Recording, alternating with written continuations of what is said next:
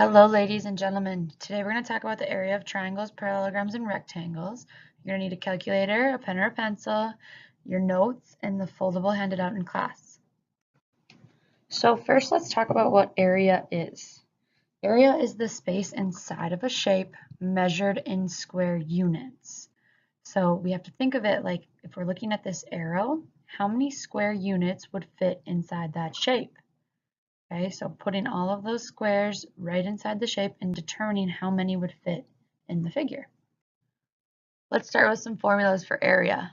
Okay, thinking back to about 8th grade when we started talking about area, and way back in 6th grade, area of a rectangle, we might have thought as the area of a rectangle as length times width. Okay, so it's no different in geometry except we use B and H, where B stands for base and H stands for height. So this W might change into a base and the length might change into my height. Okay, so then going forward in a parallelogram, a rectangle is just a special type of parallelogram. So a parallelogram is just a rectangle maybe on its side, if we want to say that. This means that the two sides that are opposite of each other need to be parallel with one another. That is the definition of a parallelogram. So now let's think, what if I just chopped off that side of that parallelogram, that triangle, and let's move it to the other side? What shape do you see now? Again, this is just a rectangle, so the formula for my parallelogram is going to be the same as the formula for finding the area of my rectangle. Again, the B stands for base and the H stands for height. So lastly, let's take a look at the area formula for a triangle. Okay, again, comparing it to my parallelogram, how could I form a triangle inside of my parallelogram? We could connect two corners to create a diagonal, and then I'd see two triangles, so if we cut it in half, I'd be left with just one. So just this one then, okay, again, it's going to be very similar to my formula for my parallelogram. I'm going to take base times height, but since I divided it in two, I'm going to take base times height divided by 2. Just for safekeepings, make sure that that height, remember the height always forms that 90-degree angle. So I'm going to drop a perpendicular line from the top of my triangle down to the base to form that 90-degree angle.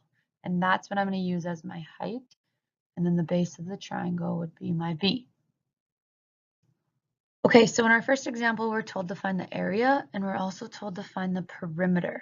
Okay, so remember this is a parallelogram. So the area formula for a parallelogram is base times height. So let's figure out the base. Well, the base is nice and easy because it's on that straight line. So I'm going to have 1, 2, 3, 4, 5, 6. The base of this parallelogram is 6. Okay, now if I drop the height, remember, has to be perpendicular, so I'm going to drop this line to form that perpendicular line, and then the length of this line I just created would be 1, 2, 3, 4. So this means my base is equal to 6 and my height is equal to 4. So let's use this formula and plug it in. So area is going to equal base, which is 6, times your height, which is 4.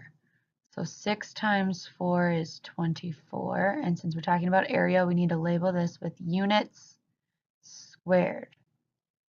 Okay, now that's how I found the area. Now let's find the perimeter.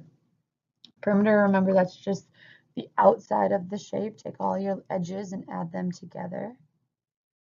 So we know that B to A is 6. Okay, the definition of a parallelogram or a rectangle, remember this is just a fancy rectangle. Okay, across from the sides that are across from each other should equal. So CD should also be 6. Now, DA is not on that nice straight line, so I'm going to have to somehow find DA. This is no different than what we did to find that distance, right? So we're going to construct this triangle. This side's going to be 4, and this side's going to be 1. To find that hypotenuse, then I have to do the Pythagorean theorem. So x squared going to equal 4 squared plus 1 squared. x squared equals 4 squared is 16. 1 squared is just 1. 16 plus 1 is 17. Now in order to get rid of that power of 2, I have to take the square root of both sides. So x is approximately, when you type that into your calculator, you should get back 4.1. Okay, so this side, this x then I found is 4.1. Remember then that CB should be congruent to DA, so this side is also 4.1. Now perimeter is just the area around, so I'm going to take 4.1, add it to 6, add it to 4.1, and add another 6. When I add all of those up, I should get 20.2 units. And now I found the perimeter and I found the area, so this example is complete. Now example 2 is just a little bit different. Example 2, it says, if the area of a parallelogram EFGH is 112 square meters, what must the value of x be? So first, let's remember what our area formula is. Area of a parallelogram equals base times height. So I get that formula written down, and now I should fill in for what I know. So for this given parallelogram, I know that the area, or A, is going to be 112. Okay, now I also know that the base, HG here, is this 11 meters and 5 meters. Well, how do I know what the whole base is then? Hopefully we're thinking that we add them together. So 11 plus 5 would be 16. And my height is my unknown. So in for H, I'm going to put an X. So I get 112 equals 16x. Now, how do we solve for x? Divide both sides by 16. We should get back that x equals 7. Okay, and again, since we're talking about height, make sure you label it correctly. So x should equal 7 meters. So the last example we're going to talk about here now is a triangle. We need to find the area. We also need to find the perimeter. So think back to that first formula we wrote down. The area of a triangle is base times height divided by 2. So looking at this triangle, the base of my triangle is an easy count. I'm going to count up. That's going to be 4. So A equals, I'm going to plug in 4 for B. Okay, now the height. I have to think back. Remember I said the height of a triangle has to form a right angle with the base. So this one I have to construct that height. The height then when I count these boxes would be 5. So I plug in 5 for H divided by 2. So let's do what's on top first. 4 times 5 is 20. 20 divided by 2 is 10. Again, since we're talking about area, we have to label that with units squared. Okay, so we found the area. Now next, let's find the perimeter. We know one side of the triangle already is 4. Okay, these other two sides, unfortunately, are not on those straight lines, so we need to figure out what that length is, or that distance. So here's again where we're going to bring back constructing those outside triangles, okay, to help me figure out what that x and y value might be. So here, the one side of my triangle is 5, the other side is 3. So I'm going to take 5 squared plus 3 squared equals x squared. 5 squared is 25.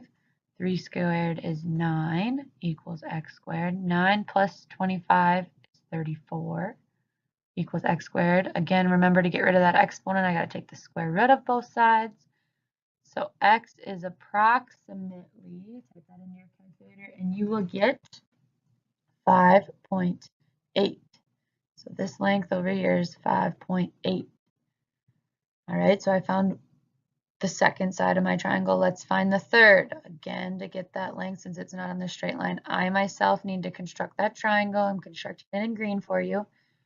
This side is going to be 5, and the top part of that triangle is then 1. Let's find y. Again, use your Pythagorean theorem. 1 squared plus 5 squared equals y squared. 1 squared is 1. 5 squared is 25. Equals y squared. 25 plus 1 is 26.